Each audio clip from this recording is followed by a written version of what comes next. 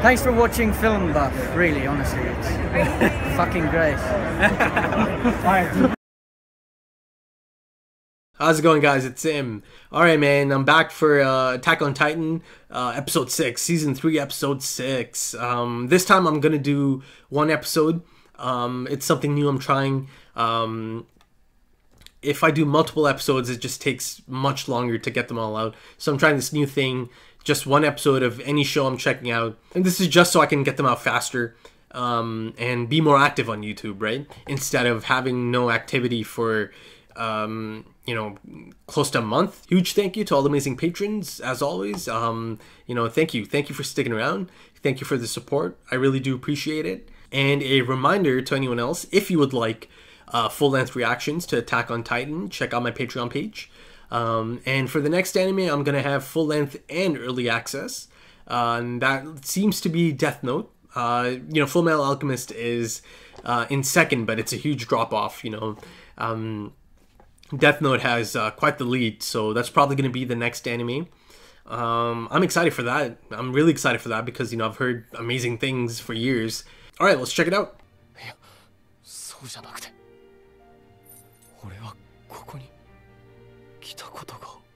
Oh. どうした君はここに来るのは初めてだぞ。だが見覚えがあっても不思議ではない。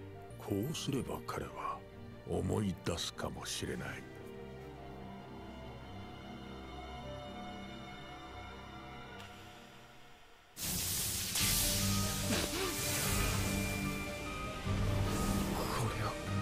Freida! 俺の見たものじゃない。違う。誰の記憶だ。この鍵。これは。Holy shit, this is it.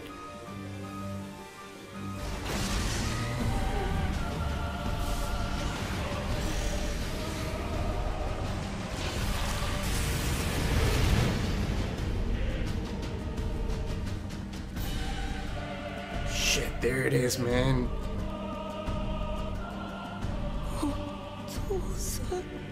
どうだ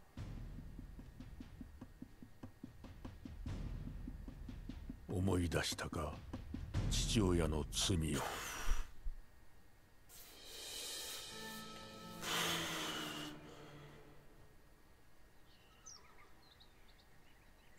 ごいよヒストリア。こんなに読めるようになるなんて。だってお姉ちゃんが教えてくれるから。あ、ダメだよ鼻水垂らしてちゃ。ヒストリアはもうちょっと女の子らしくしないと。はいかんで。はい、よくできました。ねえ、女の子らしくって何？ Oh, she was the one that... 女の子らしくっていうのはこの子みたいな女の子のことかな。クリスタ？そう、ヒストリアもクリスタが好きでしょ。じゃあ私お姉ちゃんみたいになりたい。私大きくなったらお姉ちゃんみたいになれるかな。ごめんねヒストリア、もう時間になっちゃった。今日も私のことは忘れてね。また会う日まで。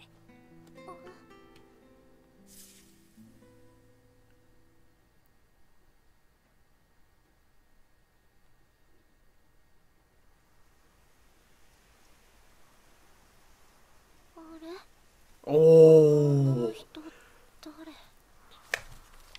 That illustration though, man, that's again from the season 2 end credits, but that's the missing chunk in her memory.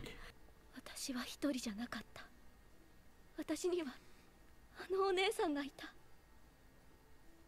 私に本を読み書きを教えてくれた。優しくしてくれた。あの人のことを忘れるなんて。ああ、しかしそれもここで彼に触れたことで記憶の蓋が開いたらしい。Oh. お父さん、フリーダお姉さんは今どこにいるの？会ってお礼が言いたいの。Yeah, Freida. いなかったら私。しかし妻もフリーダを含む子供たちも全員5年前ここで彼の父親グリシャ Fucking hell, Grisha. Man. I know nothing about Grisha. Like, honestly. グリシャは巨人の力を持つ者だった。彼が何者なのかはわからないが、目的はデイスケが持つある力を奪うこと。グリシャが求めるその力とは、フリーダの中に宿る巨人の力だった。Coordinate. She had it then. That's フリーダの巨人は全ての巨人の頂点に立つ存在。いわば無敵の力を持つ巨人だ。That's why Eren has a connection to her, because it passed on to him, right? それを使いこなすにはまだ経験が足りなかったようだ。フリーダは進化を発揮することなくグリシャに食われ、力は奪われてしまった。Holy shit, man, look at him. 14歳のディルフと12歳のエーベルを叩き潰し、10歳のフロリアンを抱えた妻ごと踏みつけ、最後は長男のウルクリンを握りつぶした。くしくもその生き残ったのは私だけだった。どうしてそんなひどいことができるの？ That's what I'm wondering as well, man. I'm sure he had his reasons, but holy shit, that's messed. 悪かったよ。何しろ心配性なもんだな。ケニー、君を信用しているぞ。行け。俺もだよ。Kenny's being out of character right now. Huh? 摂取していただくことになっております。また、着用できる衣服は膝から下のものまでとします。そして週に一度は民衆の前でその姿 Dude, he's got a funnel up his ass or down his ass? 美しい。これ以上の芸術作品は存在し得ないでしょう。Yo, Zachary's a freak, man. Yeah, imagine like all of that, and then they forget. どの道ザックレーの手にかかり、我らの拷問を受け続けた方がマシだったと思っておるだろう。Jeez. その結果、王政につくべきと風が吹けば、ザックレーと争うことも覚悟しとった。I believe it, man. I believe it. いつか人は争いをやめるとか誰かが歌っておったが、それはいつじゃ。Humans are never gonna stop fighting each other, man, till the end of time. 準備が整いました。人類が一人以下まで減れば、人同士の争いは不可能になります。Yeah. That's topical, man. 脅威の度合いで言えば、敵に俺がいると思え。あの武器がある分、俺よりも厄介だ。じゃあ無理ですよ。私たちじゃ。兵団との合流を待つってのは絶対ダメ。そう、絶対ダメだ。朝まで待ってたらエレンが食われちゃうか Just も。 keep quiet, Kwani. 悪いな。奴のフルネームも知ったばかりだ。Oh, ケニー・アッカーマンって名前らしいな。お前の親戚だって。there it is, Yaster. 生前の両親の話では、父の姓アッカーマン家は都市部で迫害を受けていたと聞きました。東洋人である母の一族は人種の違いからか町に居場所を失い、お互い壁の端の山奥に追い詰められた者同士が出会って夫婦となったのです。お前、ある時突然力に目覚めたような感覚を経験したこと。 Yes, there has. Season 1. The dagger. The chemical imbalance I used to talk about in season 1. So there is something special about them then. ケニー・アッカーマンにもその瞬間があったそうだ。ある時ある瞬間に突然バカみたいな力が体中から湧いて。 That's exactly, yeah. 何をどうすればいいかわかるんだ。 She tapped into something. I remember that. その瞬間が俺にもあった。 Remember the floorboards? Yeah. 一体どうなってる？かつてのアッカーマン家は王側近の武家だったそうじゃねえか。それが今じゃ一族根絶やし寸前だ。一体何をやればここまで王政に恨まれる？なあ言えよ、孫が可愛くねえのか？ Your cute grandson. アッカーマン家は王政に恨まれてはおらん。ただ恐れられておる。王がアッカーマン家を操ることができなかったからだ。操る？その力は強大で、人類すべての記憶を改ざんし、過去を忘れさせることができる。少数の血族を除いて、Oh, その the 中 Ackermanns に are 背を向けた家が2つあった。 immune to that, eh? 東洋の一族とアッカーマン家だ。だから迫害を。やっと妹を見つけたよ。クシェルは地下街の商館で働いてた。客の子を身ごもってな。それを産むっつって聞かねえんだよ。Oh, こんなクソみたいな。is he speaking of Levi? 一体どんな夢が見れるってんだろうな。Holy shit, Uncle Kenny. この世界を盤上ごとひっくり返すっていうケニーの夢 It's を。 a dream again, Kenny's dream. それでお前ら手を汚す覚悟の方はどうだ。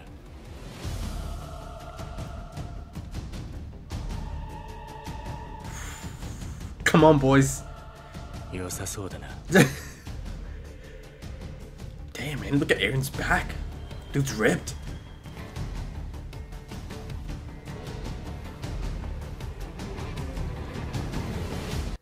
Ah. Wow. Man. Oh, yet another incredible episode. That is just amazing. Just absolutely amazing. And not only do I think it's an amazing episode, I think it's actually one of the most important episodes as far as the story goes for Attack on Titan, man, because the things that came out, you know, from this episode, holy shit, man.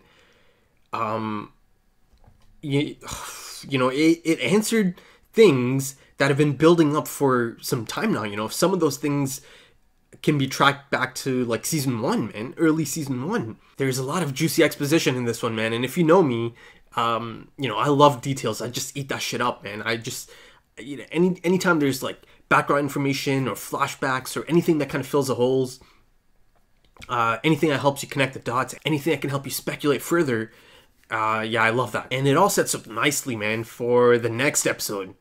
And that episode might end up topping this episode. Who knows, man? At this pace, especially after the things that are set up in this episode, yeah, it could definitely top this episode or be at least on par. You know, there's going to be this squad-on-squad battle royale. And then, of course, you know, Rodrice, Historia, and Eren. So, yeah, it's all set up now for him to attempt this ritual, right? So, I don't think it's going to go according to plan. Not according to his plan, at least. Because there's no chance. No chance. You know, I've been saying this for the longest time. I don't think Historia is going to be down for it. No chance. I'd be baffled if she actually said yes to it. That'd be baffling. But that would probably, you know, be a bit of a shocker, right?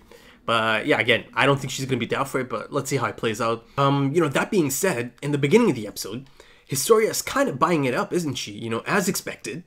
Rodrice has definitely been talking to her. He's been feeding her this favorable narrative, you know.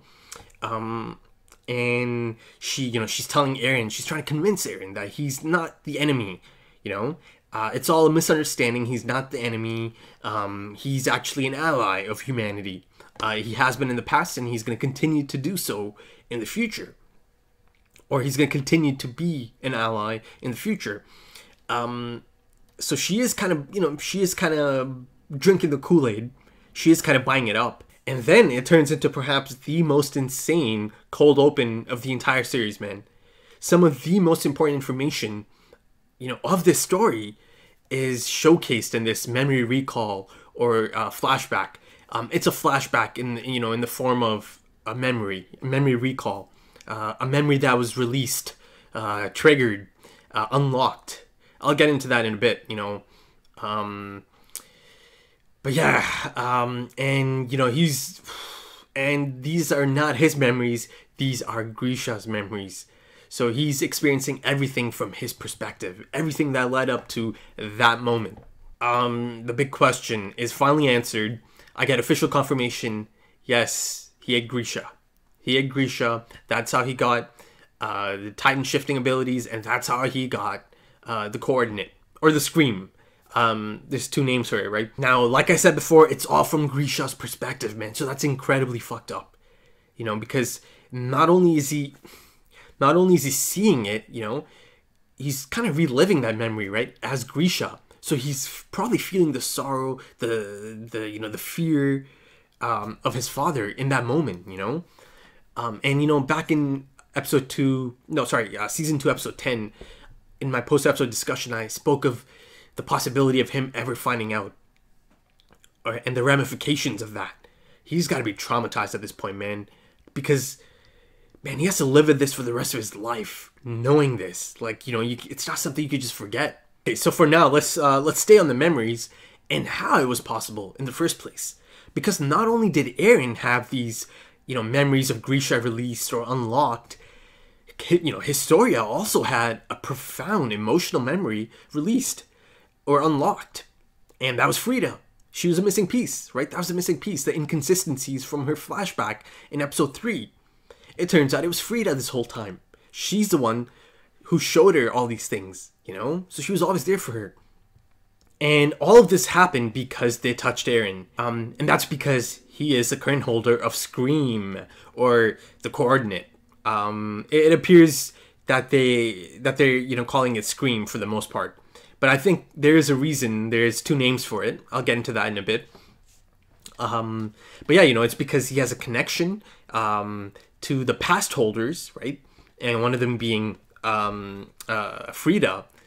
So, and yeah, so he's got connection to the past holders and the memories, potentially. Now I say potentially for the memories because as of this point, it's not clear if he has the capacity to tap into those at this moment in time, at least. So that's why, you know, I'm gonna add potentially. I'm not sure if he can get into those memories just yet, but I hope so. I hope so. Now, the touch itself and the effects are quite fascinating, man. It actually reminded me of another incident, a major incident actually, from the season 2 finale titled Scream, right? The iconic scene, the one I used for the thumbnail actually, of him throwing a punch and making contact, you know, with the Smiling Titan. Now, the same thing happened there. The electrical surge, right? It feels like it's a representation of something getting unlocked, something getting triggered. And if you'll remember, I had a few questions in that season 2 finale, right? In the discussion portion of it. How come it happened now? How come at this moment in time? Is this just a chance encounter? This insane coincidence that the Smiling Titan just happens to find Eren again? Did the touch trigger something? And after watching this episode, I think I can answer all those questions. I think so. First of all, yes, I do think making contact triggered it, or released it, or unlocked the abilities of the Scream, or the control aspect of it. And if that's the case, that means this Titan has some kind of connection to Eren. Or actually, it doesn't even have to be Eren. It could be any of the past holders of Scream. And now the fun part is trying to figure out who exactly this Titan has a connection to from those past Scream holders, or if it is Eren. And also, who the fuck is this Titan? The hell? Alright, let's answer the next question I had from the season 2 finale. No, it is not a chance encounter. I don't think it's a chance encounter. I don't think it just randomly showed up at that point by some coincidence. It is attracted to Eren, or it is drawn to Eren, or it could feel Eren's presence. It came to Eren. I think it came to Eren in the battlefield. And again, that is so creepy. That is just incredibly creepy. You know, again, this episode opened up so many possibilities.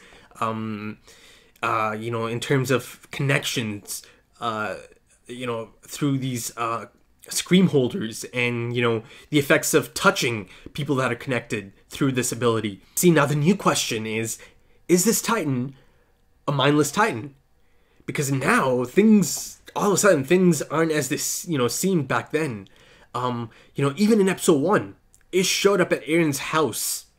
You know, all of a sudden, after this episode, all of a sudden that doesn't feel like a chance encounter either.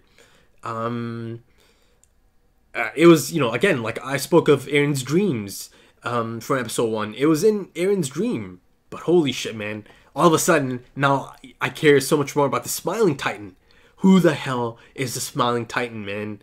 And how are they connected to Eren? Because they are. I certainly believe they are connected. That's why the whole, he made contact and it triggered it. And again, I said it doesn't even have to be Eren. It could be any of the many past Scream holders. It could be anyone from the past holders from the Race family. It could be Grisha, right? Or it could be Eren. Now the exciting prospect is getting more information on this at some point. Because I do think there is a connection. I love how you could just use new information and apply it to past episodes or past, incidents in the series, and all of a sudden they have a whole new meaning, man. So Isayama, man, most impressive. He's got it on lockdown. It's been clear for some time now that he took his sweet time, to build, to construct this intricate narrative. And that, nothing seems like it's like an ass pull. Nothing feels like it's tossed in there for the sake of being shocking. Okay, let's get into the flashbacks now. Freida, oh man, that flashback, that was sad, man. At least for me, it made me tear up. She's such a likable person, such a kind person, nothing in there suggests that she deserved to die like that. That, and her siblings, the young ones, they didn't deserve to die like that. But it's not as simple as that, though, is it? There's bigger things at play. She was born into this. The fact that she has, the abilities of Scream put a huge target on her back, right? It's clear to see that Freida had a lasting impact on Historia. And it appears that she had the capacity to pick and choose the memories she wanted to delete. She taught her to be ladylike.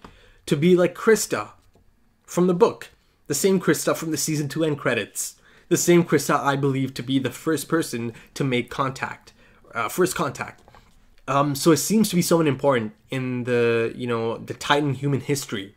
And it appeared that, Freida's showing her perhaps some interesting stuff in these history books. Historia basically based her attitude, her personality around this person, Krista. And that's because Freida suggested that you could try to be like Krista. Because Krista, she's always caring for everyone else. She's always helpful. She's loved by everyone. So, try to be more like her. And that's exactly how Historia carried herself, right? Throughout season 2. For a time, right? Because by the time season 3 started, she dropped that. She dropped it because she did feel like it's a facade. It didn't come to her naturally, right? And she realized she is putting on an act and that she isn't. Perhaps she isn't just like Krista from the books. Now, going back to that illustration, I got a clear shot of this creature, man. And it had these robes on. And, season 2 end credits set it up as this devil-type being. But I think for the purposes of this story, that devil-type creature represents the Titan, right? Perhaps the first intelligent Titan. And I'm not talking about like a Titan shifter. I'm talking about like a pure Titan. Now, back in that episode, in season 2, episode 1, the discussion, I theorized that perhaps this person in the book, in that shot, now I have a name for her. It's Krista. Perhaps Krista was the first, right? The first to receive the Titan abilities, and it's possible that could have included Scream. So I know Freida was picking and choosing the memories to be erased because she might have told her or shown her some really interesting things. She was showing her that book, and that book seemed to have some intense stuff in there, right? Some important stuff, at least. So let's see how that plays out. If Historia is gonna have other experiences, recalling memories. Now, onto the major aspect of this episode, the sins of the father. Holy shit, man. So for the first time in a long time, I get some much needed, background information, or just some information on Grisha. A little bit at least, but still more than enough that I can, connect some of the dots, or, theorize a bit more. More of that later.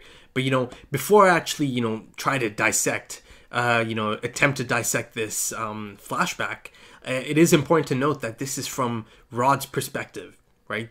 So you know, it's totally possible that he could have fudged it up a bit. He could have cooked the books a bit. So to present a narrative that could be perhaps a bit more in his favor, right? So I have to keep that in mind, that not everything he's saying here is 100% the truth, right? But it's possible that he also left some things out, right? But you know, the flashback or the memory recall in the cold open, I think that's 100% spot on the truth. I think I can you know, I can definitely look at that as the real deal, because that's just Eren remembering Grisha's memories, right? That's something that happened to Grisha, and there are things in there that are specific and unique just to that flashback, right? And you know, Eren is experiencing those memories first person. Keith Shardis showed up. There's a quick shot of him, you know, kind of looking back. I guess he's looking back at Grisha since it's, you know, in first person. Yeah, he had the same look as his look in No Regrets. He had the hair, and then he's got those trademark, you know, shadows under his eyes, quite unmissable in my opinion, at least. So I recognized him. So, you know, a bit strange that Keith Shardis is shown in such an important, you know, scene. That's probably one of the biggest scenes of the entire series, right? That cold open of Eren going back and experiencing Grisha's memories. Now I do know he knows. He knows Grisha in some capacity, because I remember at the end of that training episode, after Eren, you know, actually passed his test, there's that moment Grisha he's kind of looking at Eren, and he's like, not Grisha, sorry, Keith Shardis is looking at Eren, and there's that inner monologue. He's like, Grisha, your son's ready, or he's finally made it, right? So he knows Grisha. I know that much. But yeah, you know, I thought it was strange that he showed up in this flashback. So let's keep an eye out on that. Okay, so I think the timing of Grisha's sudden appearance is important, man. I think it's really important. I think there's a direct relation here. He showed up here because Maria got breached, right? And in that first shot, you could see, I think it's quite clear that he's pleading. You can see in the body language, you can see in the way he's animated, he's concerned about something. You know, he's emotionally charged. He's trying to plead. And see, that's one of the things Rod Reiss left out. He didn't tell us what Grisha was telling them, you know. Now, hopefully Eren can remember that, you know. He can remember that as Grisha's memories. Hopefully they, you know, later on in the series or at some point in the series, they confirm or show us, you know, what was being said there. Rod Reiss is going on about how he just wanted the Reiss family, you know, power for himself. He just wanted to take it for himself. Bullshit. You know, I call it bullshit. I don't buy that. Bigger things at play. Much bigger things at play. I think in that scene, Grisha is telling them that they're here for the coordinate. They're here for Scream. I think he knows who they are. And I don't mean he knows Reiner, Bertolt, or any specifically, but I think he knows who the warriors are. You know, hence the sudden appearance, hence the concern on his face. I don't think he wants them to locate it. I think he's proposing something. I think perhaps a plan of action, but it's clear that the Reiss family was not down for that, right? And at that point, he took matters into his own hands, literally. I think that's how much he doesn't want them to get it. You know, the warriors. But yeah, you know, again, devastating consequences because he ended up killing most of the family. But Rod Reiss got out somehow. You know, somehow he got out. So that's a little bit strange. Is he leaving things out again, you know, from the story? And at that point, it's officially confirmed that Freida was the holder of Scream. And, you know, hence the connection Eren had or felt. You know, there's that scene in episode 5, you know, him reliving a memory as Freida. You know, he's like Freida for a brief moment. But, you know, the one thing that's still a little bit confusing about that scene is that the reaction in the mirror. Now, is that Freida's reaction in the mirror, or is that Eren's reaction in the mirror looking back at himself but as Freida, like he's in her body? Man, all this memory recall stuff, the flashbacks, visions of the future, it's fascinating stuff, man. And, you know, speaking of the future stuff, you know, from episode 1, you know, I totally forgot to mention that the title of that episode is To You, 2,000 Years in the Future, right? So, yeah, you know, I'm making a list. I'm keeping these things in mind. You know, I'm not throwing anything out there just yet, but, you know, it's cooking up. I'm cooking something up. I think I need a little bit more I need some more information before I can throw out a possibility. And also I got a confirmation on one of the questions I had. So yeah, basically no, he did not become a Titan Shifter by consuming the holder of Scream. He was already a Titan Shifter going in there. And he has this brutal trigger, man. Stabs himself right through the hand. But Freida's trigger, that's a familiar one though, right?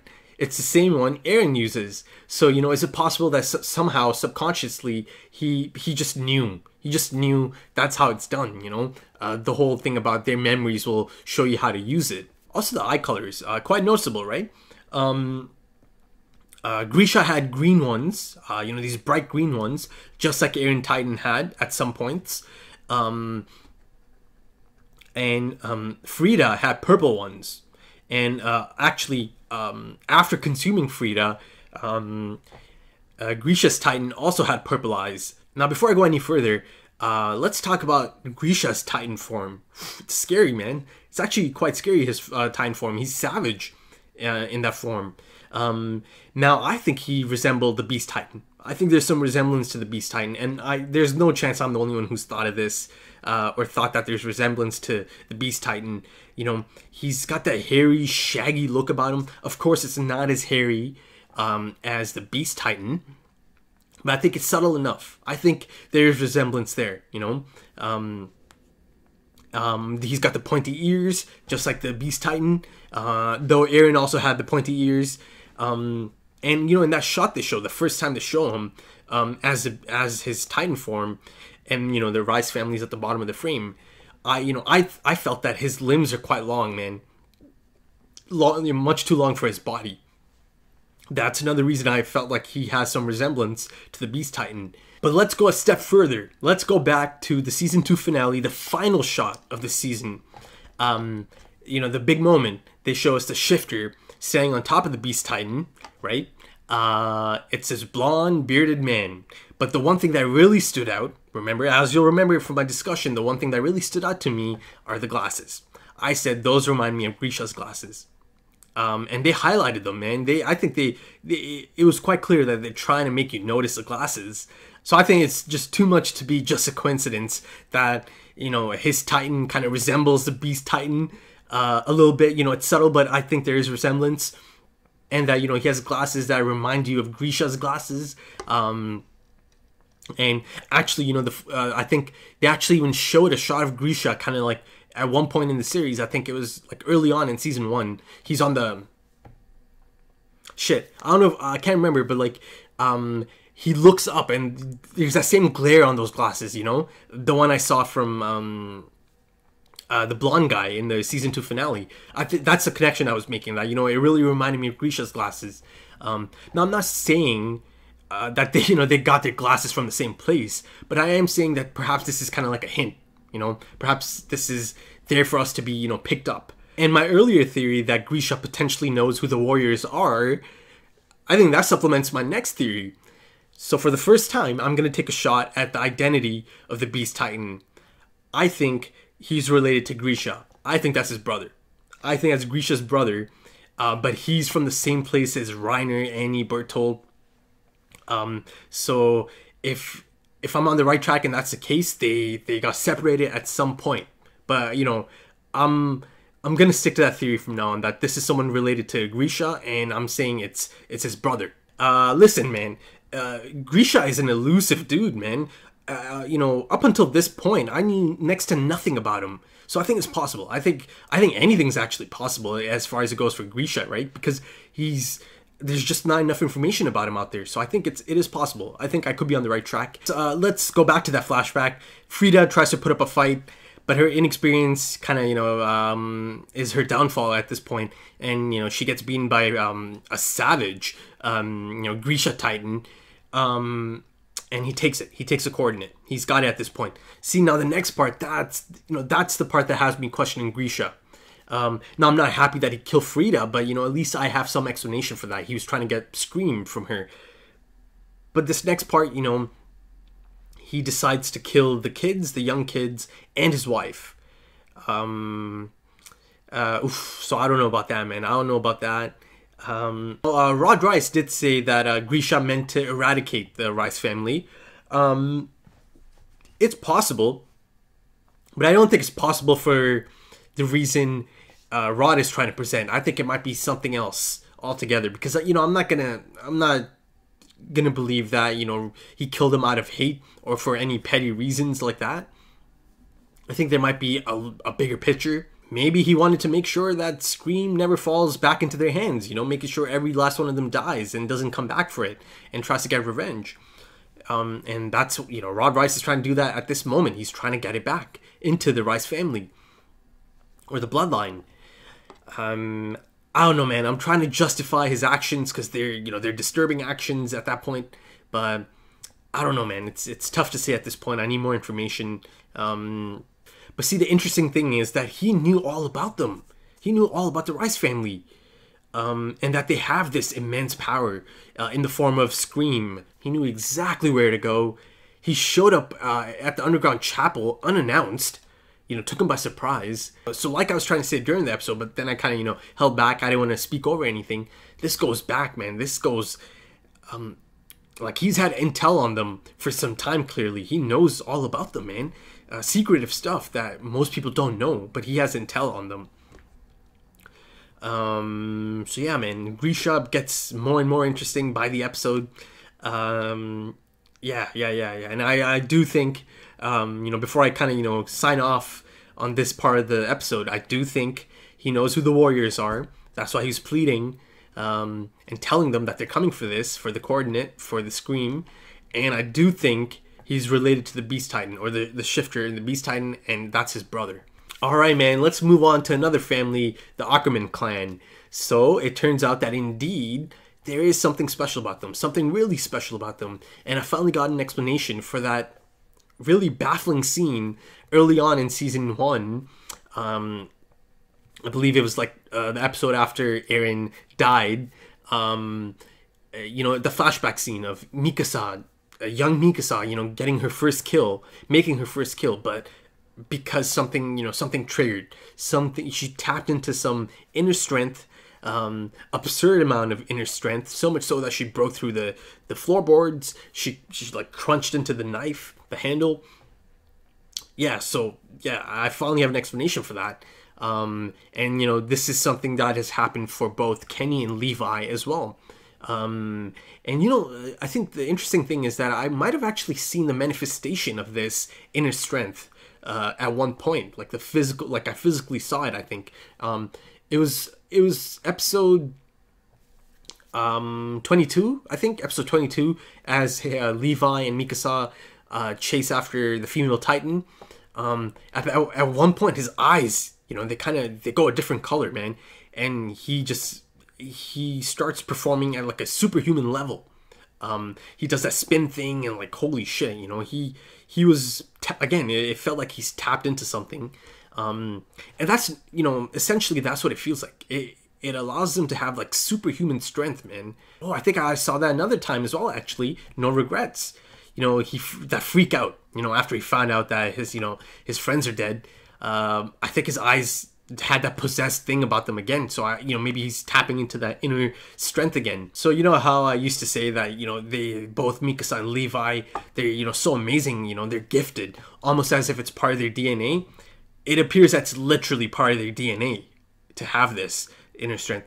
Now, the ability to excel, above and beyond in combat situations, I think that comes from genetics though. Because they also confirmed that the Ackermann used to be a clan of warriors that used to protect the king. So kind of like the King's Guard from Game of Thrones.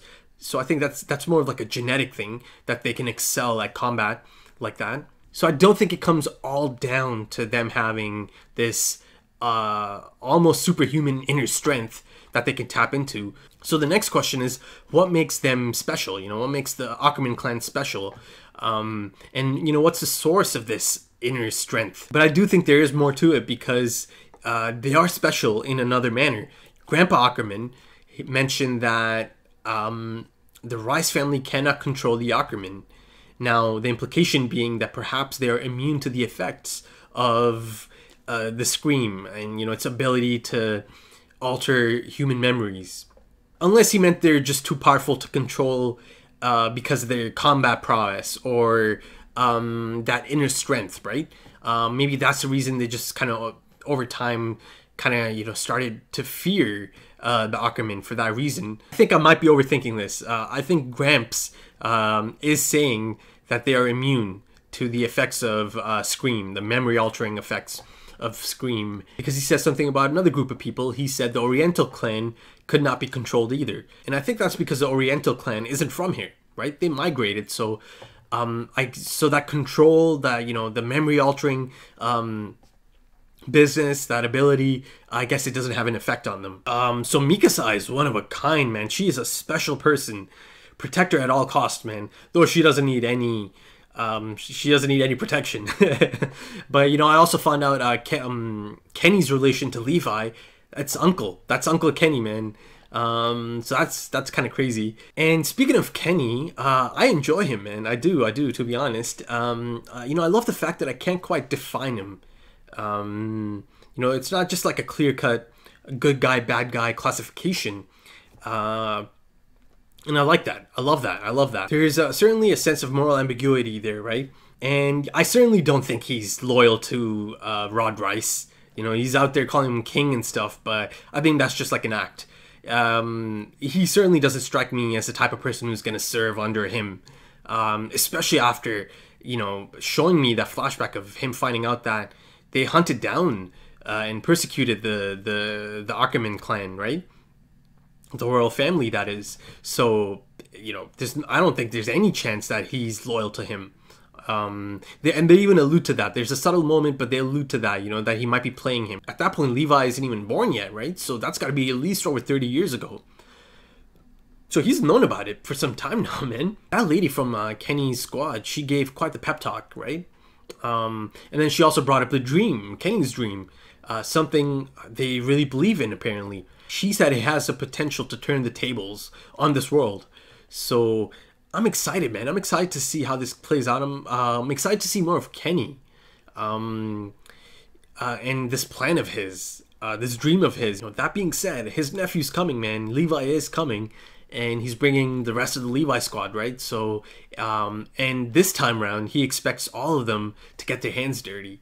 And they kind of just have to at this point. Because if you hesitate out there, they've set it up as like this grand battle royale that might take place. Squad versus squad. If you hesitate out there, you're dead. So I think at this point, all of them have to go for the kill. So Levi is about to go up against his uncle again. And he doesn't even know it. He doesn't even know they're related. But yeah, I think that's about it. That brought me right back to the end of the episode. Like I said, it set it up nicely for another intense episode, man. Oh, actually, no, there's one more thing. Zachary and his strange art installation, man. What the fuck? It's like this torture contraption that kind of feeds them their shit. So he's a bit of a freak, man. Not a bit of a freak, he is a freak. But yeah, that's about it. That was fun, man. That was actually so much fun going through that episode and, trying to dissect the scenes and, trying to make sense of the information that allowed me to make some new, theories. I think this kind of episode is Attack on Titan at its best. I just love the exposition. I love just finding out about the mysteries and getting new information so I can, try to connect the dots. So I enjoyed that quite a bit. So if you enjoyed it, drop a like, leave your comments, let me know what you guys thought. And in terms of comments, one of my mods told me that, they had to delete a few messages, a few comments that were like actually really nice comments. But apparently at some point in that comment, they alluded to an episode, or like they said they were excited for an episode, upcoming episode. So the mods had to delete that because it kind of hints at, the episode. It could hint that it's a major episode or something. So unfortunately, yeah, sometimes nice messages end up getting deleted because they do have some spoilery stuff in them. So basically any kind of hint, even if it's the smallest hint, it's gonna get deleted. Anytime there's a mention of any episode, even if it's someone saying they're excited for this episode, or if they name an episode, like the number of an episode, that's gonna get deleted. Because it does create expectation. Once again, I do have a new Twitter account. If you would like to follow me, check it out. The links are in the description, in the pinned comment. I'm super active there. It's probably the social media platform I'm most active on. So yeah, if you're into Twitter, drop a follow. tweet at me. I'm super happy to chat. And a huge thank you to all the amazing patrons. Thank you so much for the support. Thank you for sticking around. You guys are the real deal. I really do appreciate it. And a reminder to anyone else, if you would like full-length reactions to Attack on Titan, check out my Patreon page. And also for the next anime, and that appears to be Death Note at this point. Fullmetal Alchemist is in second, but there's a huge drop-off. So it seems like it is going to be Death Note. There is going to be full length for that and early access. So something to keep in mind. But yeah, that's about it. Thanks for checking this out. I'll see you soon for episode 7. Hopefully. Take it easy.